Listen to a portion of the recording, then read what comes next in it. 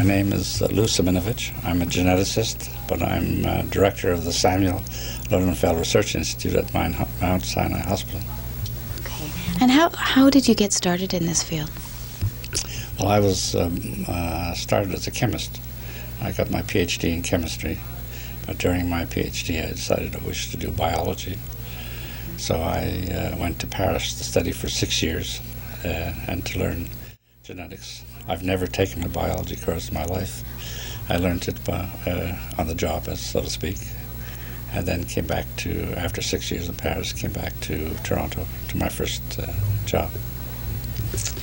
Great. Well, okay, I'll start with education when you were going to school is a lot different than it is now. And the courses are different and maybe a little bit more general. Can you give us an example of some differences from between then and now?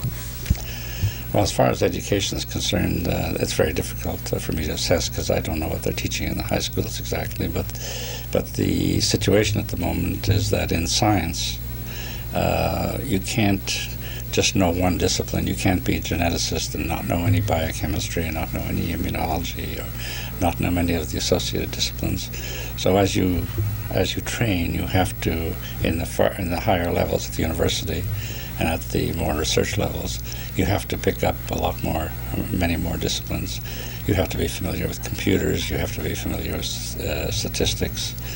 You have to have a lot under your belt right now to do science because that's the way science has evolved. It's become much more multidisciplinary is what we call it. Does that take more time as a result?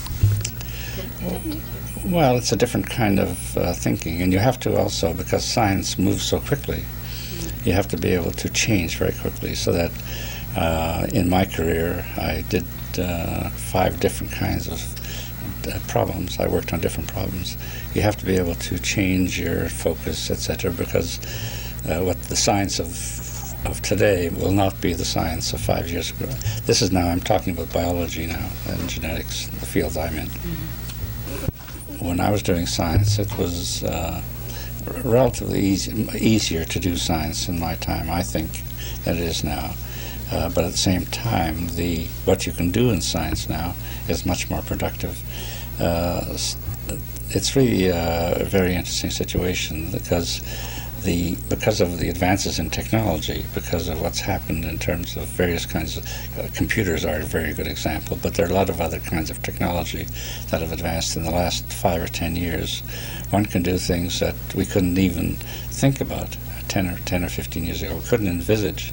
So you may have heard that people with sick kids have isolated the gene for cystic fibrosis. Now that's an enormous advance to be able to do that, and that's only the tip of the iceberg. We couldn't even think of doing that 15 years ago, and so the opportunities for anybody who's young now, I mean, the world's in front of you because now we can really probe what goes on in cells, what happens when the cells go wrong. We can probe how disease occurs and perhaps do something about prevention or cure. Just as I said before, in ways that were just not possible 15, 20 years ago. So the challenges are just phenomenal. The difficulty for young people now is that although the challenges are phenomenal, it's getting a little bit more difficult to do the science. It's there's a difference in sociology. In my time, we didn't worry as much about security. We didn't think about security. When I grew up during the Depression, so security wasn't a real. I didn't have my first job until 12 years after I got my PhD. So, but now people would not even think that way. They think they'd like to have their first job as early as possible. That people get married earlier. They have responsibilities of other kinds.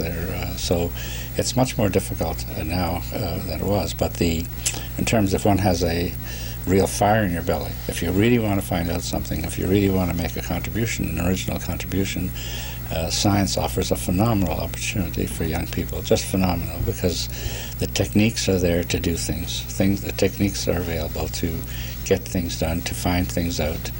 And in biology, we're into a situation where it's all there to be discovered. I mean, it's all, we have a large number of major diseases, cancer, cardiovascular disease, mental disease, and that afflict our friends, etc. And we're in a position of really learning about those diseases, whereas about 10, 15 years ago they were black boxes. We just didn't know, so it can be very, very exciting. I mean, I personally feel that life in science offers an enormous, happy and challenging life. It's not an easy life. You have to work hard. You have to have a lot of talents. You have to have imagination. You have to be good at it. But if you are good at it, I've always said to the students here, you get fairly well paid for something that you love to do, and which is very, very rewarding. And it's much more than, let's say, in other areas like art or music. Although those are challenging as well, but we have there, it's all ready to be discovered. So, and it was there when I was doing it. I thought there were a lot of challenges when I was doing it, but I didn't have available to me the technology that we have now. You remember that 15, 20 years ago, computers were hardly in existence, and we had to do everything in different ways. Now, and things move very, very, very quickly now.